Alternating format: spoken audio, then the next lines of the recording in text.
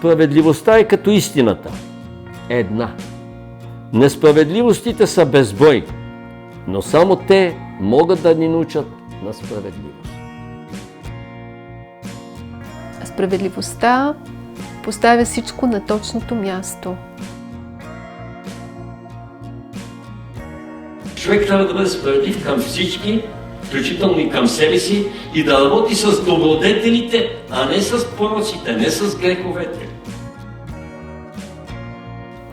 Просто наистина всеки каквото си изработи през тези 4, 5, 6, 10 години, ще започне да си го получава.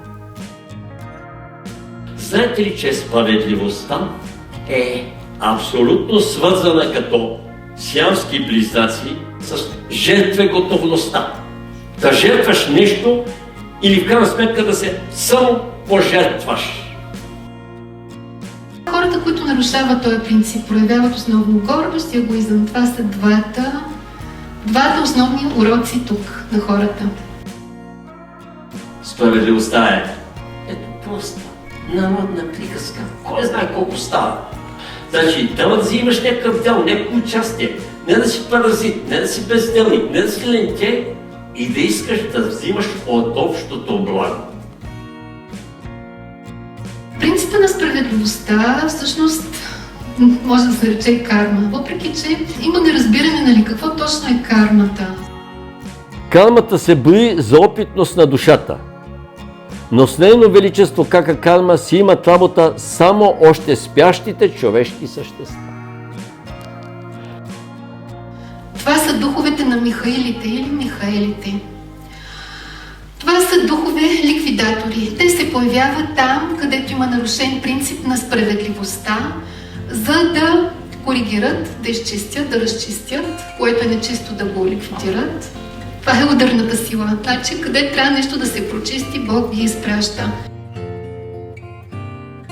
Трябва да се спазват идеално природните и божествени закони, постановки и принципи, безупречно.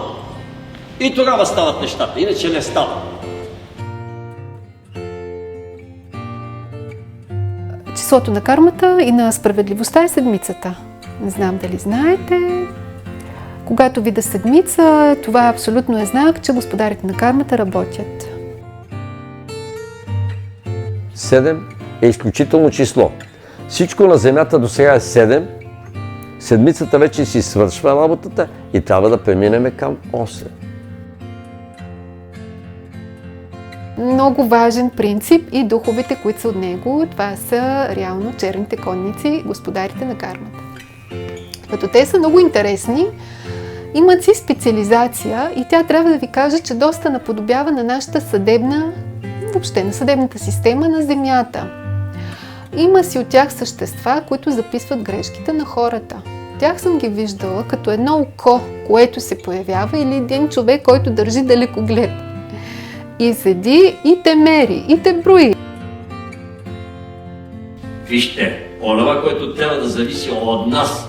Ние сме длъжни да се изкачим до 10-тия етаж. Но грешни хора, неправедни хора не могат да се изкачат. Те си стоят на първия етаж, втория или третия или петия, но не и 10-тия. Тия добродетели ще го изведат до 10-тия етаж. Това око, което изобразяват тук и там, в триъгълник, всевиждащото око, това е окото на справедливостта. Това съм категорична, както и пирамидите са съоръжения на справедливостта на Земята.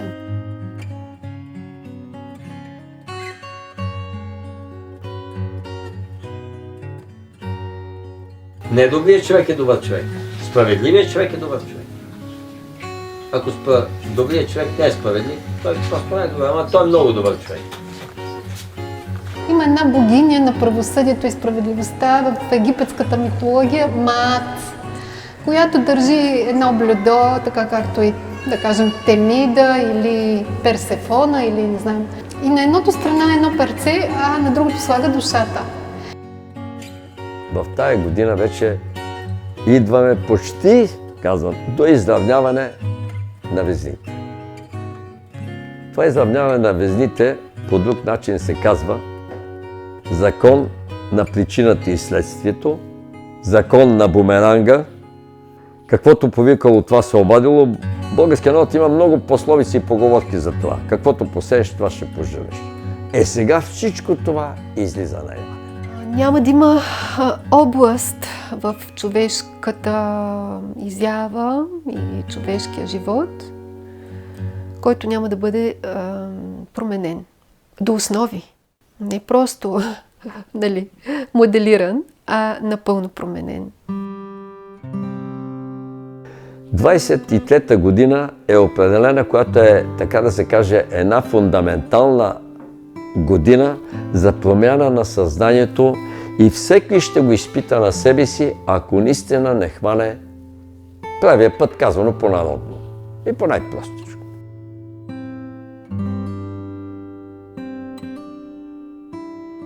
За светлите хора това ще бъдат наистина много светли и добри неща и позволение за дългоочаквани проекти, дългоочаквани мечти, които ще започнат да се случват.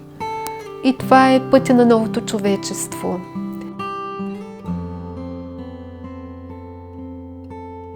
Щом си човек и още повече духовен, ще се отнасяш към всички равно.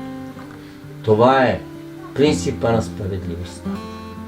И ако не го изпълняваме, никой няма да направи крачка в новото изменение. Не крачка, стъпка. 1 сантиметър не може да мине с старото съзнание на егоизъм, с старото съзнание на завист, на гняв, да се гневим за най-дребното нещо, да се обиждаме и да се съдим. Духовният човек да се обижда и не се съди. Казва, че учители слизали рядко на земята. Така е, в предишните хилядолетия са слизали рядко. Но сега, когато живеем в свръхускорено време, това вече не е точно така. Просто буквално се застъпват. И Елохимът, който работи, който сега е въплътен на земята, всъщност е Елохимът на справедливостта и това е днешната ни тема.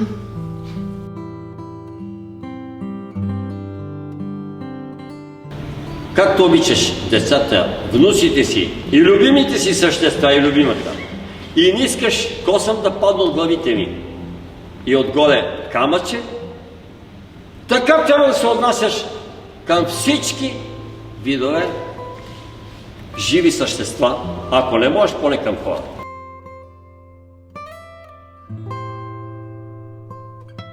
Но за хората, които толкова дълго време им беше даден шанс и възможност да преодолеят това, което носят в себе си от прераждането назад и все пак да се опитат по някакъв начин да приложат макар и малко добро, но не го направиха, справедливостта ще започне вече да раздава шамарите.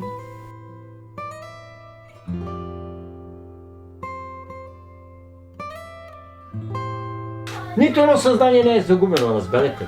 Нито едно съзнание не е загубено, ако то само реши да се промени.